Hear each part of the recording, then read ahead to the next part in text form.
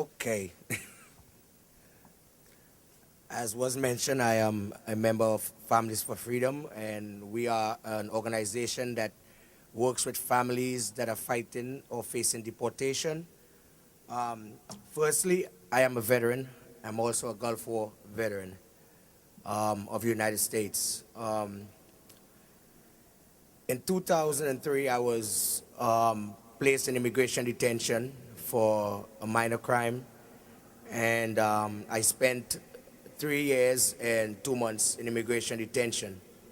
Um, the topic today we are dealing with, the issue that we are talking about is the war on terror. What actually is the war on terror? I took the opportunity to think about it, and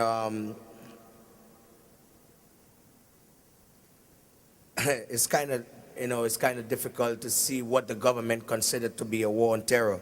Um,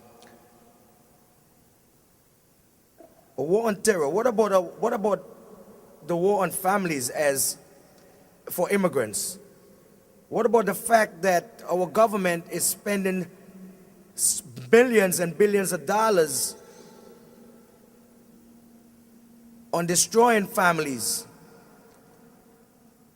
What about the laws that the government are using to tear families apart, wreaking havoc on families, millions of families? As a veteran of the first Gulf War, I will back up for a minute. I came to this country in 1987, and after 3 months, I joined the military.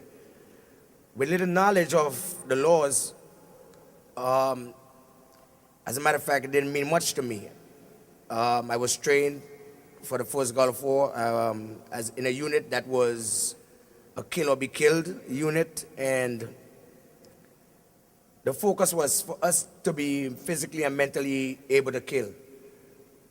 After coming back from the war, I suffered from post-traumatic stress disorder and Gulf War syndrome, and the government cared very little about myself as well as the other veterans.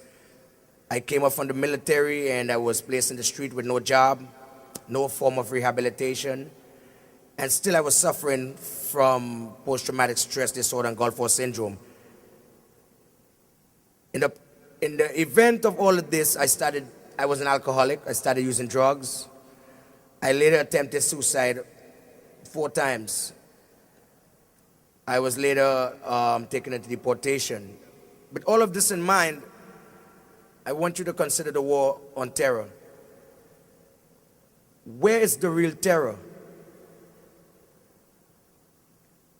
We have people or immigrants that have come to this country and who are giving their lives and putting their lives on the line for Americans, citizens, children, to protect this country and the rights and the beliefs of this country. And then we are placed in the street without any help, any form of rehabilitation. And then when we commit a crime, we are considered to be undesirable. First we are called heroes, and then we are called undesirable. The war on terror. The only war on terror that I can see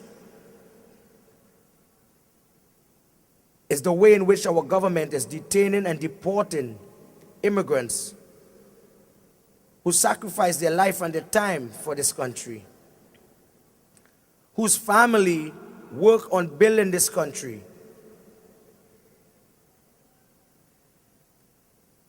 The only terror I see is the billions and billions of dollars this government is spending on fighting a war that seems to never end. As a member of Families for Freedom,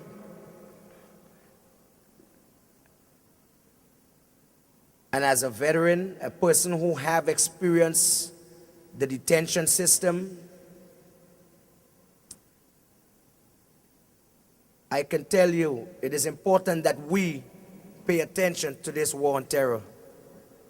Considering how many veterans, how many soldiers right now are at war, I no longer speak for myself.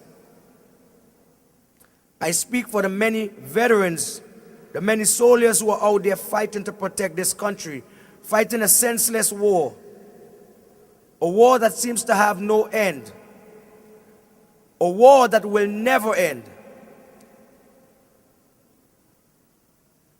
I served in the first Gulf War, and I know for a fact it is nothing compared to this war. I know the suffering from the first war, and I do know that the suffering from this war that's going on right now is going to be far worse. How is the government preparing?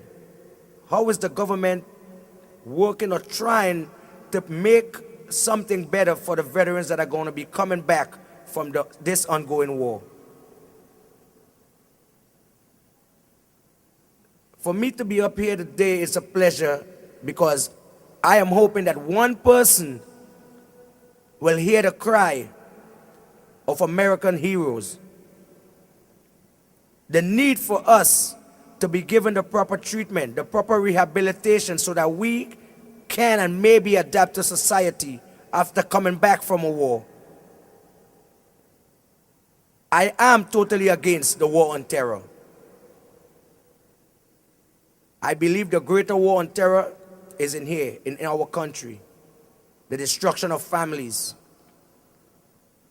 There is a greater need in this country that our government should focus on, and that is families. Thank you.